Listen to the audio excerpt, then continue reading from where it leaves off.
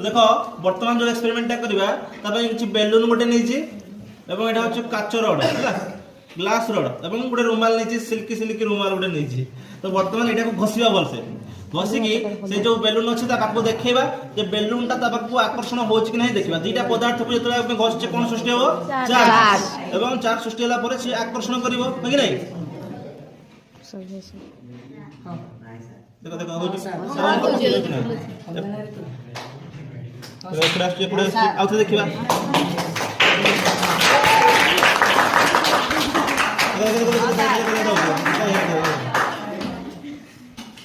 सुना बढ़िया हां सर बढ़िया सौर सुत्ती ले आग बढ़िया था सौर सुत्ती अरे सुत्ती तांती बोल सीधा रख